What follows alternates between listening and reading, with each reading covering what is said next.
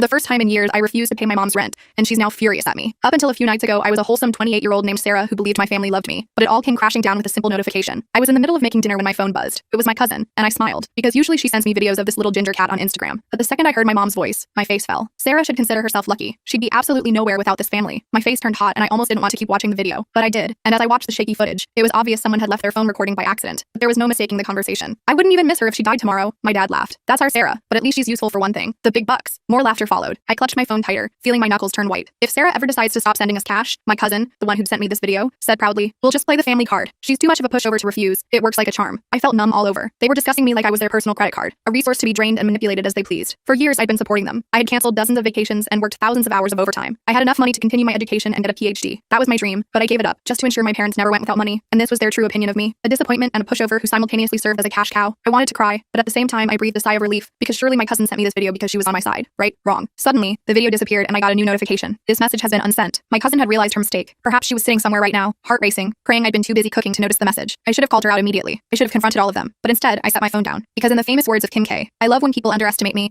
and then become pleasantly surprised. Except, their surprise wouldn't be so pleasant. At first, I curled up into a ball and stared at the white wall for a few hours. Their words echoed, Sarah should consider herself lucky. Complete disappointment. Too much of a pushover to refuse. And the worst part? They were right. I absolutely had been a pushover. I let myself believe that my dad's temporary cash flow problem somehow lasted 5 years, that he would actually start looking for a job soon. And so, it resulted in me paying his mortgage for all 5 of those years. My brother's college expenses, which he abandoned after 2 semesters, leaving me with the debt. My mom's constant emergencies, that mysteriously aligned with my paydays. I'd always done it without question because that's what family does, right? But that single video destroyed every illusion I'd carefully constructed to make myself feel better about being used. And now I had the upper hand, because they thought they'd gotten away with it. And their next payment was due in a few days. But this time, things would be different. The following morning, everything felt off. It was as if I'd been living in a hazy dream and had suddenly woken up to reality. My phone buzzed with a text from my mom. "Morning, honey. Just checking in. Hope you're well." I stared at her message. Too normal. She never texted just to check in. Had I really never noticed this pattern before? Sure enough, minutes later, "Oh, by the way, rent's due soon. Can you transfer it by Thursday? Love you, BTW." There it was. The familiar pattern, but I wasn't playing along anymore. The love you at the end felt especially hollow now. Just another manipulation tactic. Muscle memory kicked in, and I started to type my usual, "of course," or "no problem" response. Maybe even apologize for taking too long. But instead, I deleted everything and simply replied, "I can't this month." I set my phone down and waited, heart pounding in my chest. 4 simple words that I'd never dared to say before. 1 minute passed, then 2 more. "What do you mean you can't?" I could sense her frustration through the screen. I'd never refused before, not once in all these years. I didn't respond right away. I savored my coffee, letting her stew in uncertainty. More messages came flooding in. "Sarah, this is serious. We're counting on you. You know we don't have other options right now." Then my cousin chimed in. "Hey girl, your mom's freaking out. Everything okay?" I nearly laughed. Is everything okay? Everything was perfect, because I decided I deserved to take my life back. I took a deep breath and replied, "I have some unexpected expenses this month. Can't send anything," followed by a shrug emoji. No lengthy explanation, no apology. The silence that followed told me everything I needed to know. For the first time in years, I'd said no, and they didn't know how to respond. My mom was obviously struggling to find the perfect manipulation tactic, but I for one wasn't having that problem. I knew exactly how I was going to get her. I knew all I had to do was play the long game. I don't have time to finish the story in this short video, but it gets intense. Click the link or go to my channel to watch it.